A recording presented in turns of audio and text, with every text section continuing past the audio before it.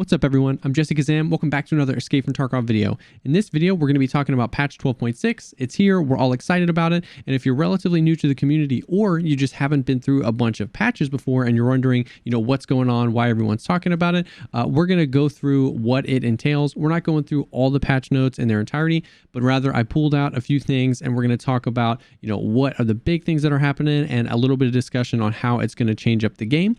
I stream Escape From Tarkov on Twitch. All my links will be down below. I would love to have you stop by, say hey, maybe hang out. We've got a Discord, a bunch of stuff. All that's going to be linked down below. But with all that out of the way, let's go ahead and dive right in.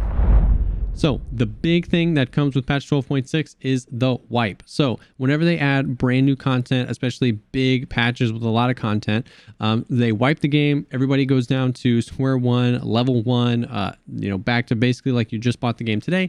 This allows the entire community to progress through the new content and even some of the content that they've added in minor patches together and really like work out the kinks and the bugs. It's beta, right? So we're here to test all that out.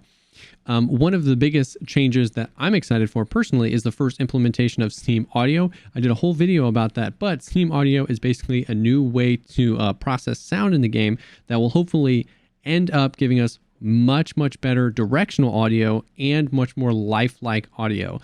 There are a couple of modules to Steam Audio, and this is the first implementation. As far as I understand it, it's going to help us more with directional audio. Things are going to sound different because it's a new way to process those same sounds. So processing them differently might make them sound differently. But in the patch notes, they talked about that you can toggle this off or on, and that will be off by default. I'm super excited to test it out. You don't need any fancy headphones or equipment or anything to use Steam Audio, and I'm hoping that it really starts putting us in the right direction because Tarkov really needs that. The next really big thing that everybody's talking about is the find in raid flea market. So previously you could put anything you want on the flea market. You could buy something really cheap on the flea market and sell it for a more normal price. Well, now only items that are found in raid will be able to be sold on the flea market. There's a little check mark at the bottom right hand corner of the item if it's found in raid.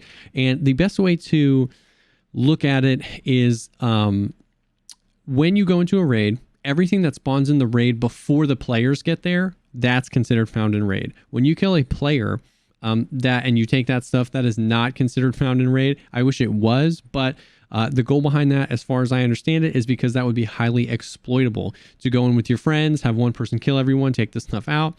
They could do it that, party members don't count, but it is relatively easy to pick a lower population server, get everybody to try and queue up at the same time and end up in the same raid. And what would end up happening is you'd have a few people do that and then kind of just like run the flea market because they could have everybody buy a bunch of stuff, bring it into a raid.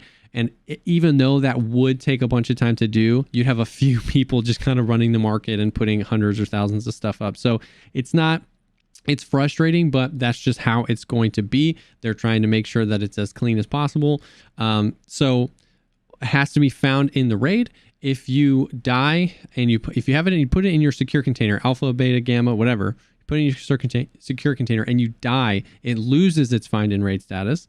If you get a run through, it loses its find in raid status. Anything on you, run through is technically surviving. Anything you have loses its find in raid status. If you do a run through, you have to survive. They changed the requirements for a survive. And it's up to 600 XP, so you need more XP, or you need to stay in the raid for 10 minutes.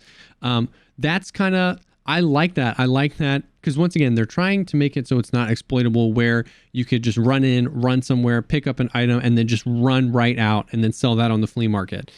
So you have to engage in the raid. 600 XP. You're going to have to kill something. You're going to have to loot something, or stay in the raid for 10 minutes. That's nice because not everybody is super comfortable with combat, or if they're trying to do a mission like the guide where they have to survive every single raid, now they're going to be able to avoid combat, but just stick in the raid for a long time.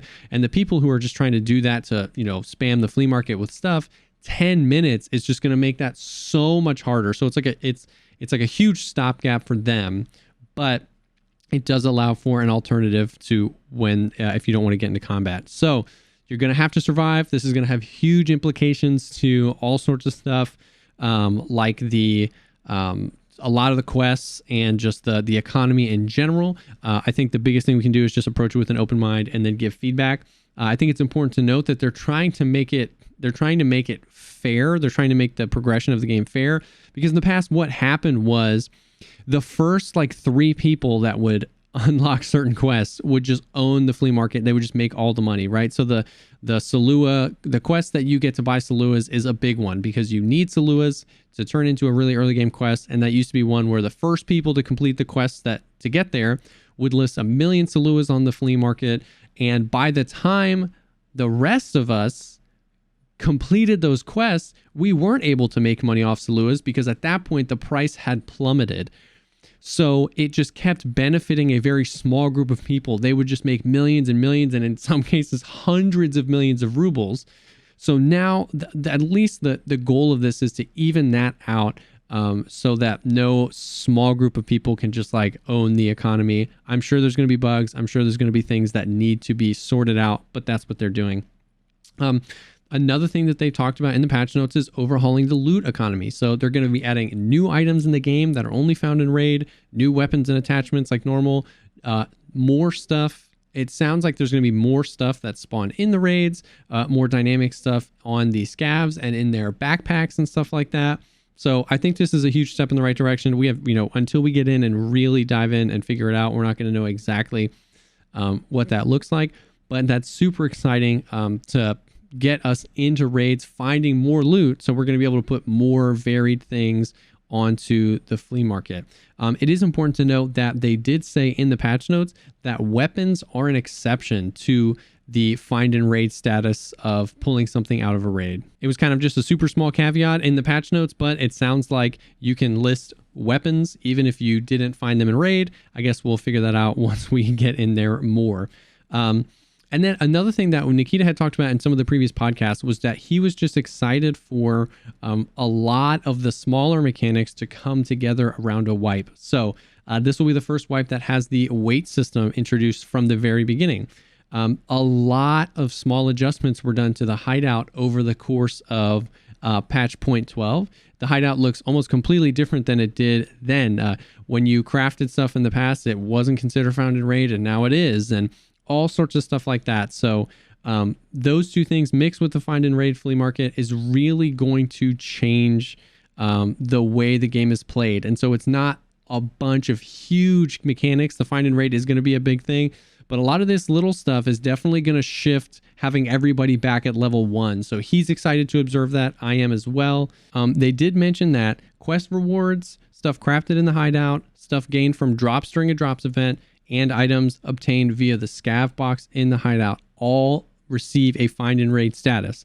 I think that's a little weird and a little backwards, because none of those things were technically found in raid, but I get what they're trying to do to make everything nice and balanced. So all of those things, when you craft stuff or get quest items, that's all going to be found in raid, which is nice because that will help the players kind of move along through the game. So those were the big things. There were a few little things that I'm super excited for. All stashes are getting 2 more rows of stash space. That's nice. They're not, of course, they always want to incentivize people buying higher stashes, so they're doing it to everybody. But it's nice for even those standard edition players getting 2 more rows. That's 20 more cells. It's not a lot, but it's something. And I believe he even said that they want to continue to do that and increase the stash space, which is awesome. There's some minor UI changes, which the game desperately needs. They're changing up some Jaeger missions. Obviously, there's no detail there. Over the next few weeks, we'll kind of see how that plays out as the first few people complete those quests. But Jaeger definitely needed some of his quests to be changed. AI behavior is always being worked on. They're working on that, and they've changed the AI loot, like we talked about earlier, which is super exciting. Brand new items that were added, new clothing customization for the bear and the USEC, and they're increasing the XP needed for the first 20 levels. So in the past, getting 0 to 20 could happen really fast. If you're completing some quests and have some really good raids, you can get there really fast, and it like really kind of exponentially ramps up from there. So I think they're trying to extend that. They want the 1 to 40. They want the whole quest line and all that stuff to take longer. You know what I mean? They want there to be more to do and to be a little bit harder to attain those goals. So they're going to be doing that. We're not sure how much they're going to extend that, but That's basically it. Those are the big things that are coming with 12.6. Those are the things that are changing. So if you've been playing just for a few months or just for a few weeks even, and you kind of are getting the lay of the land and you're wondering why everybody's freaking out about some changes, well, those are the big things that are coming. There's some small ones as well. I'm going to link the patch notes down below if you want to read those. But it's here. Those things are in effect now, and we're super excited to see how those things change the game over the next few months. Thank you, as always, for taking the time to check out this video. If you have any questions about the video or if I missed anything, drop that in a comment down below. Like the video if you liked it, and think about subscribing for more content like this. I'm always trying to create Escape from Tarkov content that helps shorten the learning curve of the game and get you and your raids having fun as soon as possible. We're all excited for the wipe. Wipe time is always great. Like I said, I stream on Twitch. I've got a Discord and a weekly podcast with Veritas. All that stuff is going to be linked below. But thank you so much for stopping by, and I will see y'all on the next one.